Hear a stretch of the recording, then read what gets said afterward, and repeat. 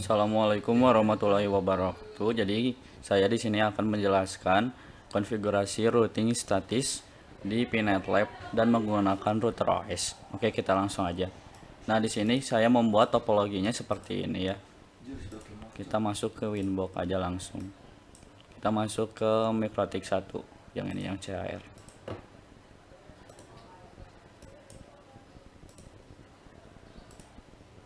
Oke, kita langsung ngerubah identitinya biar gampang dikenali. Play. Oke, kita langsung ngebuat address ya. Nah, kita ngebuat address yang buat ether 2 yang ke klien 168.10.1/24. Kita oke. Nah, kita buat gateway yang ether 3 buat yang jalur routingnya, karena kan kita routing statis ya, manual. Kita bikin IP-nya 10.20.30.1/24. Apply. Oke. Kita bikin DHCP server buat yang klien ter2. Next. Oke, sudah. Kita konfigurasi yang router 2. Kita cari dulu yang CHR. Belum ada. Masih booting ya kayaknya. Ditunggu dulu.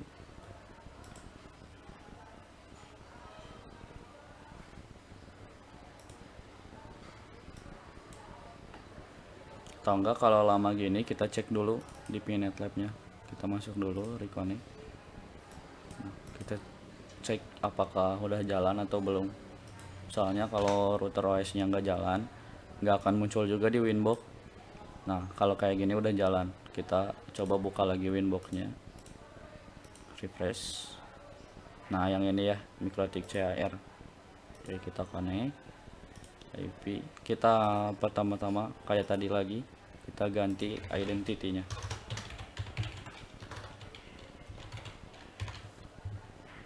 Oke, terus kita ke IP address, kita tambahin buat ke bawah yang klien ether 2 98.168.20.1/24. Apply. Oke. Nah, kita karena router yang 2 di tengah ya, jadi kita ngebuat gateway buat ether 3 dan ether 4. Kita buat yang ether 3 dulu, yang buat routing ke kiri. Kita 10.20.30.2/24, karena yang titik satunya udah dipakai di router 1. Apply. Kita buat yang ether 4. IP-nya kita cek.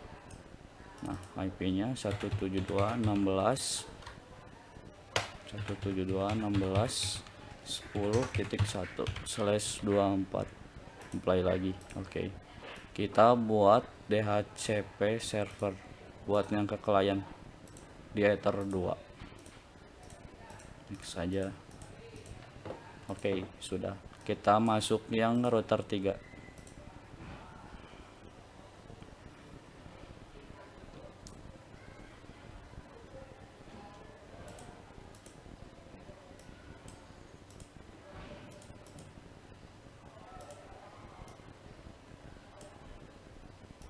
Kita tunggu dulu ya sebentar.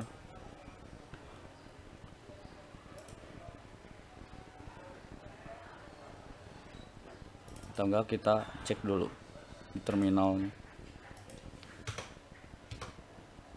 Masih booting.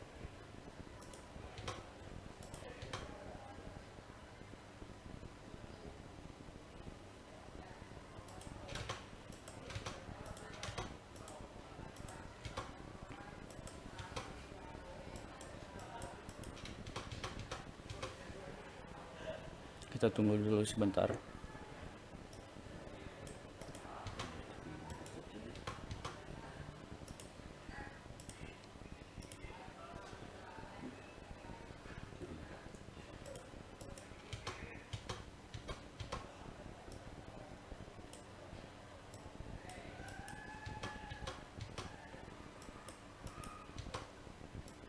bootingnya rada lama ya.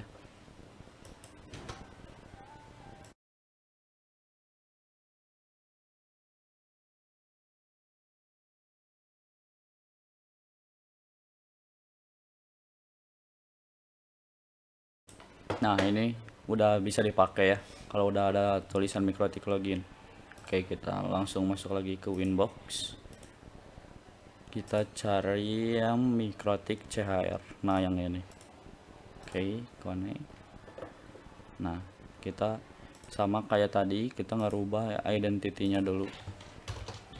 Router 3. Bye. Oke. Kita nambahin IP address buat yang ke klien Ether 2.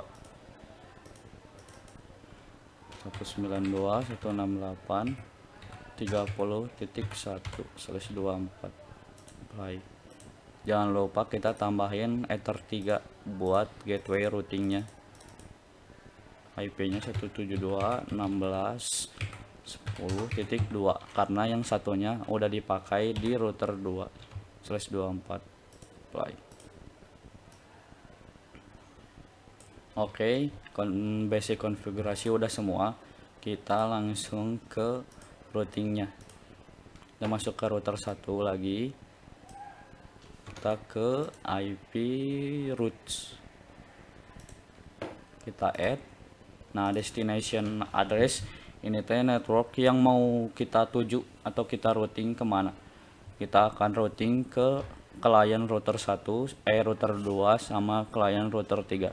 Jadi kita masukin IP-nya 20.0/24. Kenapa titik 0? Karena kita mau mencakup yang ada di dalam network itu. Nah, gateway-nya jadi out interface yang terdekat dari MikroTik 1 atau router 1. Berarti kan Ethernet 3-nya router 2. Nah, kita masukin IP-nya 10.20.30.2. Kita apply. Nah, ini udah reachable Ether 3. Kita add lagi destinationnya yang klien router 3 30.0/24. Gateway-nya masih sama kayak yang tadi 10.20.30.2. Nah, ini harusnya reachable juga. Nah, udah reachable ya. Kita oke. Kita langsung ke router 2. Kita masuk ke IP routes. Kita add.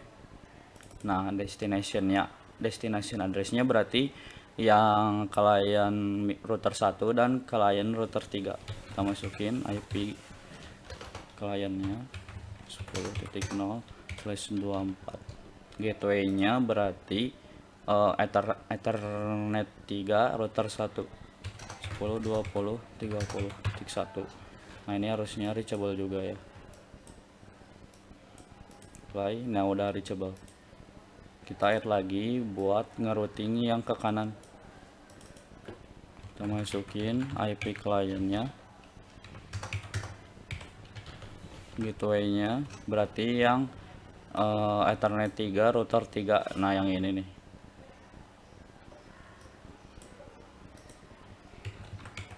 Berarti 172.16.10.2. Kita apply. Nah, udah reachable router 4. Oke. Nah, konfigurasi routing status di router 2 udah. Kita tinggal yang router 3. Oke. Kita coba IP routes. Kita add. Berarti destination-nya address klien router 2 sama klien router 1 0/24. Nah, berarti gateway-nya yang ini salah ya. Nah, 1/24.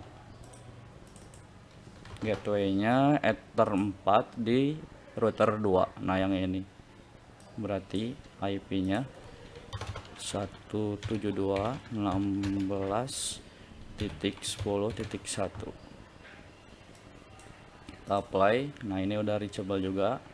Oke. sama yang IP klien yang router 1 10.0/24. Gateway-nya masih sama kayak yang tadi, karena kan router 3 itu di ujung posisinya sama kayak yang router 1. Kita play. Nah, udah reachable semua ya. Nah, kalau sudah, tinggal kita ngetes di virtual PC-nya. Oh, ini kebetulan saya pakai Windows XP ya. Kita cek yang klien di router 1.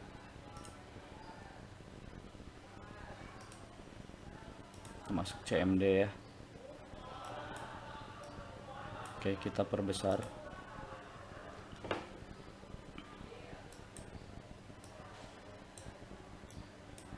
Kita cek dulu IP DHCP-nya apakah dapat atau enggak.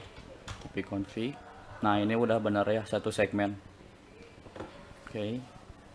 Kita cek juga yang lainnya.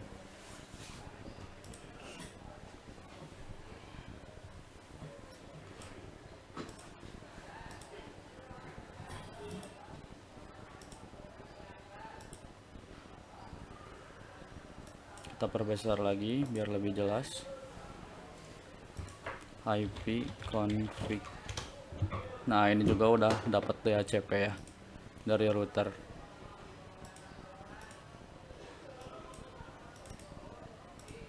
Nah, coba kita perbesar.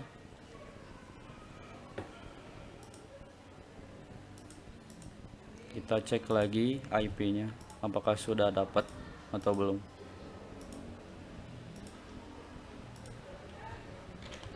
ipconfig. Nah, ini juga. Nah, kalau yang ini belum dapat ya, yang di router 3. Kita cek lagi konfigurasi yang router 3. Oh, ternyata belum dibikin ya, terlewat. Kita bikin dulu. Oke, sudah. Coba kita cek lagi.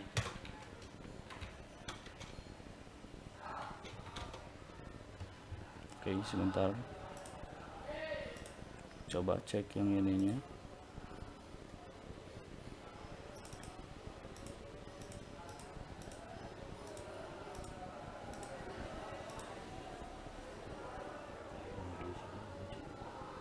Kita close. Coba kita masuk lagi ke CMD. ipconfig. Nah, ternyata belum juga. Oke, sebentar.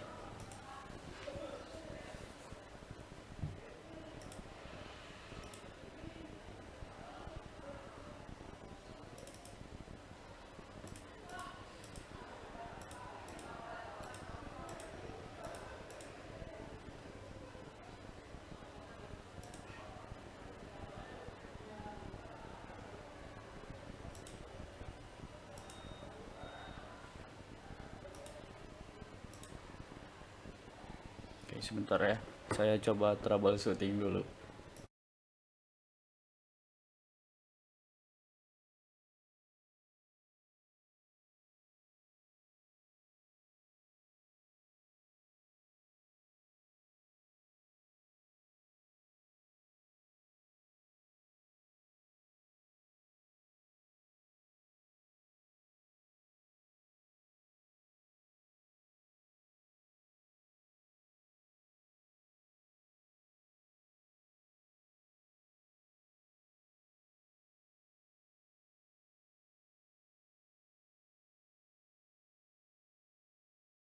Nah, ini udah dapat IP ya, DHCP klien dari router.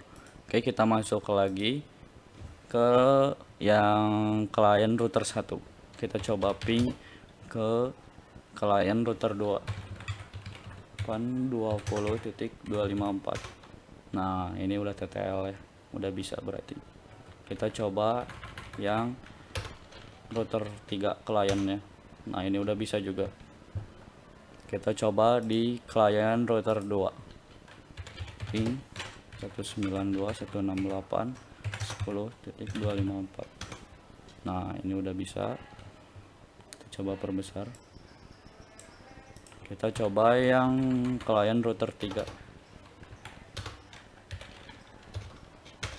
Nah, ini udah bisa juga ya.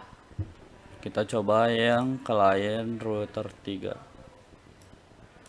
Kita ping ke klien router 2. Nah, udah bisa. Kita ping lagi klien router 1. Nah, udah bisa semua ya, jadi saling terhubung walaupun beda segmen. Nah, jadi konfigurasi routing statis yang kita buat kali ini sudah berhasil. Oke, sekian. Wassalamualaikum warahmatullahi wabarakatuh.